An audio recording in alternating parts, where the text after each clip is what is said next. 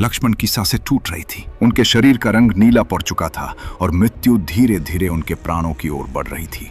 सूर्योदय होने में केवल कुछ ही प्रहर शेष थे और यदि सूर्य की पहली किरण धरती पर पड़ गई तो राम के प्राण लक्ष्मण के साथ ही शरीर त्याग देंगे और तब आसमान का सीना चीरते हुए, बादलों को राख में बदलते हुए ब्रह्मांड का सबसे शक्तिशाली वानर संजीवनी बूटी लाने के लिए द्रोणागिरी पर्वत की ओर निकल पड़ा।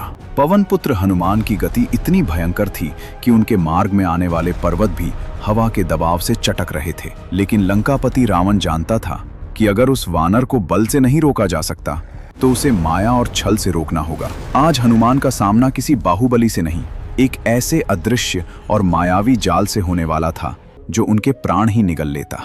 लंका में रावण भयभीत था। उसने तुरंत अपने सबसे कुटिल और मायावी राक्षस कालनेमी को बुलाया। कालनेमी वो दैत्य था जो किसी भी भ्रम को सत्य में बदलने की शक्ति रखता था। रावण का आदेश स्पष्ट था, उस वानर का मार्ग रोको, उसे किसी भी प्रकार भटकाओ ताकि सूर्योदय हो जाए।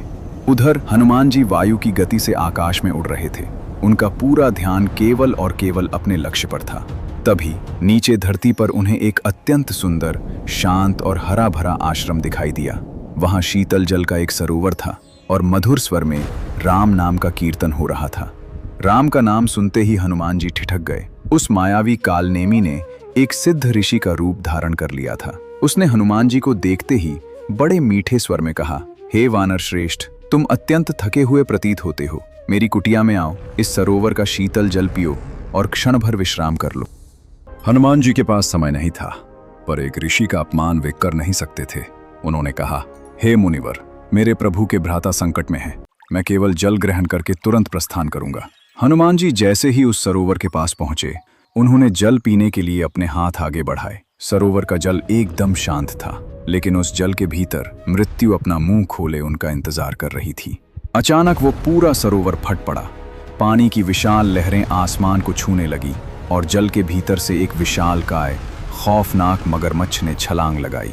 उसके दांत पहाड़ की चट्टानों जैसे नुकीले थे और उसकी आंखें खून के समान लाल। पलक झपकते ही उस महाकाय राक्षस ने अपने भयंकर जबड़ों में हनुमान जी का पैर जकड़ लिया और उन्हें गहरे जल की ओर खींचने लगा। कालनेमी का बुना हुआ वो शांति का भ्रम अब एक खूनी रणभूमि में बदल चुका था। वह मगरमच्छ कोई साधारण जीव नहीं था, बल्कि रावण द्वारा भेजी गई एक मायावी राक्षसी थी, जिसका बल जल के भीतर 100 गुना बढ़ जाता था।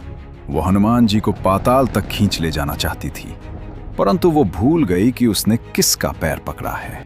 महादेव के रुद्रावतार का क्रोध भड़क उठा। हनुमान जी ने कोई गदा नहीं उठाई, कोई अस्त्र नहीं निकाला। उन्होंने अपने दोनों शक्तिशाली हाथों से उस विशाल मगरमच्छ के दोनों जबड़ों को पकड़ा और अपनी पूरी पाशविक शक्ति लगाते हुए एक ही झटके में उस महाकाय राक्षस के जबड़ों को चीरकर 2 टुकड़ों में फाड़ दिया। मगरमच्छ के मरते ही एक चमत्कार हुआ।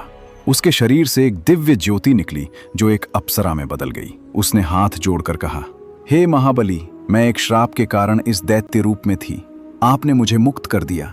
सावधान रहिए, वो जो ऊपर ऋषि बैठा है वो कोई संत नहीं, रावण का राक्षस कालनेमी है। सत्य जानते ही हनुमान जी वायु की गति से सरोवर से बाहर निकले। कालनेमी कुछ समझ पाता उससे पहले ही महाबली ने अपनी पूंछ में उस मायावी राक्षस को लपेटा और हवा में घुमाकर ऐसा भयंकर प्रहार किया कि कालनेमी के प्राण वहीं पखेरु हो गए। इस महायुद्ध से हमें जीवन का एक बहुत बड़ा सत्य सीखने को मिलता है। जब भी हम अपनी जिंदगी के सबसे बड़े और पवित्र लक्ष्य की ओर बढ़ रहे होते हैं तो ये संसार हमारे सामने माया के ऐसे ही खूबसूरत सरोवर और झूठे विश्राम के जाल बिछाता है। लक्ष्य के मार्ग में मिलने वाला हर आराम, हर प्रलोभन कालनेमी का एक छल है और हनुमान जी हमें सिखाते हैं कि जब तक लक्ष्य प्राप्त न हो जाए तब तक योद्धा को न रुकना है, न किसी माया में उलझना है। जो माया के भ्रम को चीर देता है वही इतिहास रचता है। बोलो महाबली हनुमान की जय।